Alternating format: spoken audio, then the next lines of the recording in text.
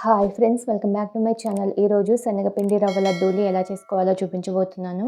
ఈ లడ్డూలను దేవునికి ప్రసాదంగా కూడా పెట్టవచ్చు. శనగపిండి రవ్వ లడ్డూలు మామూలు రవ్వ లడ్డు కన్నా చాలా టేస్టీగా ఉంటాయి. తక్కువ టైంలో సింపుల్గా రుచిగా చేసుకోవచ్చు. ఈ లడ్డూలను నెల రోజుల వరకు స్టోర్ చేసుకోవచ్చు. లేట్ చేయకుండా రవ్వ బేసన్ లడ్డూలు ఎలా చేసుకోవాలో ప్రాసెస్ చూసేద్దాము. ముందుగా స్టవ్ పైన కడాయిని పెట్టుకొని అరకప్పు నెయ్యిని వేసుకోవాలి. మీడియం ఫ్లేమ్లో పెట్టి నెయ్యి కరిగి వేడిన తర్వాత 1 కప్పు బొంబాయి రవ్వను వేసుకోవాలి. సూజీ రవ్వ అంటారు కదా, రవ్వను వేసుకొని లో టు మీడియం ఫ్లేమ్లో 2 నిమిషాలు దోరగా వేయించుకోవాలి. ఇలా నేతిలో రవ్వను వేయించుకోవడం వల్ల లడ్డు రుచి బాగుంటుంది. చిన్న మంట మీదే ఇలా కలుపుతూ రవ్వ ఈవెన్గా ఫ్రై అయ్యేలా చూసుకోవాలి. మాడిపోకుండా కలుపుతూ 2 నిమిషాలు వేయించుకున్నాక మనం ఏ కప్పుతో రవ్వను తీసుకున్నామో అదే కప్పుతో 1 కప్పు శనగపిండిని వేసుకోవాలి. లో ఫ్లేమ్లో రవ్వ శనగపిండి మాడిపోకుండా కలుపుతూ ఫ్రై చేసుకోవాలి. శనగపిండి మాడిపోతే టేస్ట్ బాగుండదండి. ఇవి బాగా ఫ్రై అవ్వడానికి 10 to 15 మినిట్స్ టైం పడుతుంది. శనగపిండి వేసాక కలుపుతూ ఉంటే నెయ్యి అంతా అబ్జర్బ్ చేసుకొని బాగా ఫ్రై అవుతుంది. రవ్వ శనగపిండి బాగా ఫ్రై అయితే మనకి లైట్గా నెయ్యి సపరేట్ అవుతుంది. ఏది కూడా మాడిపోకుండా కలుపుతూ బాగా ఫ్రై చేసుకోవాలి. రవ్వ శనగపిండి వేగితే మంచి స్మెల్ వస్తుంది. నెయ్యి రిలీజ్ అయ్యి తడిగా ఉంటుంది. అలా వచ్చేంత వరకు వేయించుకుని మిశ్రమాన్ని బౌల్లోకి ట్రాన్స్ఫర్ చేసుకోవాలి. అదే కడాయిలోకి ఏ కప్పుతో రవ్వ శనగపిండి తీసుకున్నామో అదే కప్పుతో 1 కప్పు పంచదారని వేసుకొని 1/2 కప్పు నీళ్ళని పోసుకోవాలి. మీడియం ఫ్లేమ్లో పెట్టుకొని పంచదారని కరిగించుకోవాలి. పాకం వచ్చేసి లేత తీగ పాకం రావాలి. పాకం రాకపోయినా లేదా ముదిరిన లడ్డూలు సరిగా రావండి. పంచదార కరిగి పాకం కొంచెం చిక్కబడుతుంది.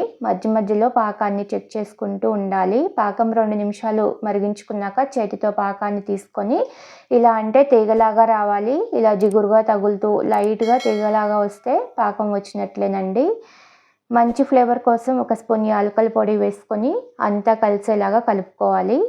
మనం ముందుగా వేయించి పెట్టుకున్న రవ్వ శనగపిండి మిశ్రమాన్ని పాకంలోకి వేసుకొని అంతా కలిసేలా ఉండలు లేకుండా కలుపుకొని స్టవ్ ఆఫ్ చేసుకోవాలి. ఎక్కువ ఉడికించాల్సిన పని లేదండి. జస్ట్ రవ్వ శనగపిండి కలవాలి అంతే. ఇలా అంతా కలిసిన తర్వాత కడాయిని పక్కన పెట్టుకొని 10 నిమిషాలు అలా వదిలేయాలి. రవ్వ శనగపిండి పాకాన్ని అబ్జర్బ్ చేసుకొని గట్టిపడుతుంది. మూత పెట్టి 7-8 నిమిషాలు అలా వదిలేస్తే చూడండి కొంచెం గట్టిపడింది. గరిటెతో కింద నుండి పైకి బాగా కలుపుకోవాలి. ఇలా కలుపుకున్న తర్వాత నచ్చితే కొన్ని చాప్ చేసిన డ్రై ఫ్రూట్స్ వేసుకోవచ్చు. ఇష్టం లేకపోతే వేసుకోకపోయినా పర్వాలేదు. ఇవి కూడా ఈ మిశ్రమంలో కలిసేలాగా కలుపుకోవాలి. ఇది కొంచెం వెచ్చగా ఉన్నప్పుడే లడ్డూలు చేసుకోవాలి. చల్లారితే లడ్డూలు చుట్టడం కొంచెం కష్టం అవుతుంది. ఇలా అంతా బాగా కలిసిన తర్వాత మనకి నచ్చిన సైజులో లడ్డూలు చేసుకోవాలి. చిన్నవి కావాలంటే చిన్నవి, పెద్దవి కావాలంటే పెద్దవి చేసుకోవచ్చు. చూడండి లడ్డు చాలా బాగా వచ్చింది. ఒకవేళ లడ్డూలు చుట్టడం కష్టంగా అనిపిస్తే 2 టేబుల్ స్పూన్ల నెయ్యిని వేడి చేసి వేసుకొని చేసుకోవచ్చు. నెయ్యి వేయడం ఇష్టం లేకపోతే మిశ్రమాన్ని ప్యాన్లోకి తీసుకొని వేడి చేస్తే లడ్డు చుట్టడం ఈజీ అవుతుంది.